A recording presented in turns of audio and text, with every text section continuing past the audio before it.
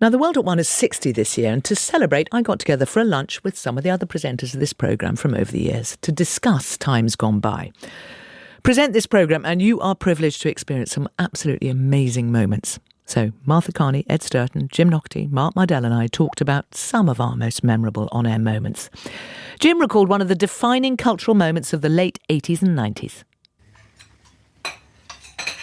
The one I remember is Salman Rushdie, because the story had been going on that he was in trouble for the satanic verses.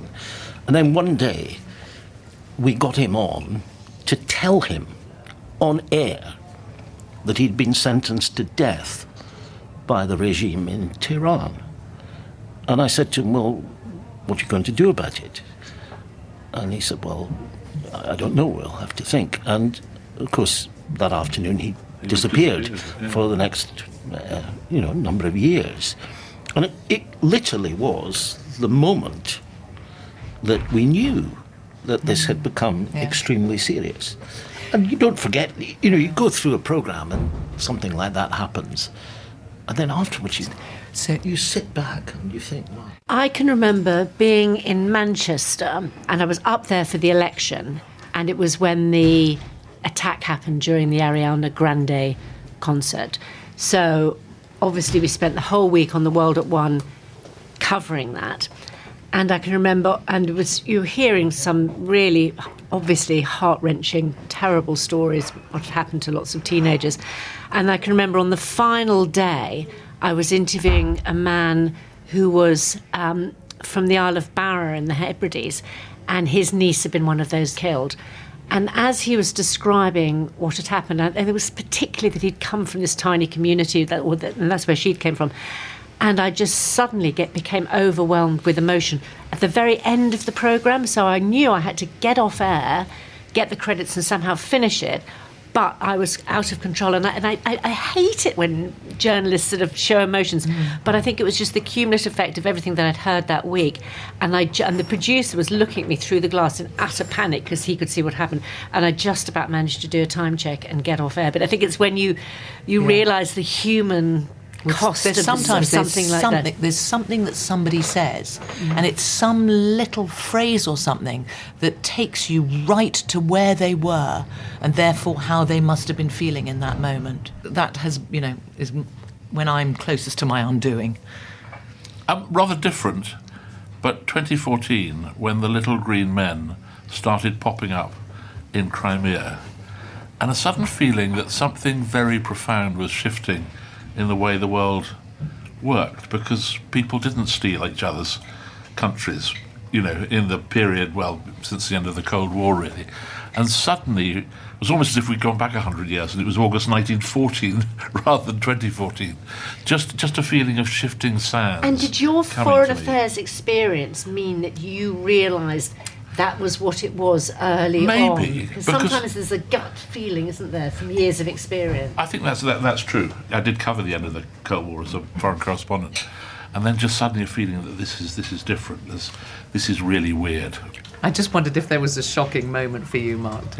I think it was an unfolding shock after Brexit, because I was Europe editor during that time.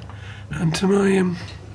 in the build-up, and I was one of those who would argue that Nigel Farage should be allowed on the air more, because I felt they fell between the gaps of Westminster reporting and European reporting, and that there was a view there that should be more heard.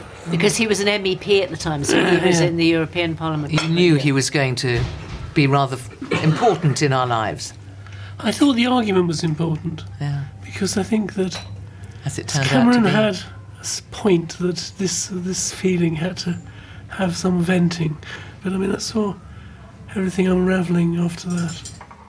One thing which the programme has always excelled at is the party conference season. But the early 80s, when the SDP came along, you were on the road for 5 weeks. I was in David Steele's battle bus going all around the country. We were together, darling. Ettrick Bridge. I think we were. I was in David Owen's battle bus. You and I were in Brighton when the bomb went off.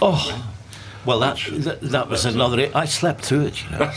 I did. I was woken at 3 a.m. I was in the Old Ship Hotel, and the proprietor... This is not to be broadcast. The proprietor... We're broadcasting this, Jim. We're broadcasting this if you don't want to. I'll tell you, I was the chief political correspondent of Scotsman at the time, and I was in Brighton, and in the Old Ship Hotel.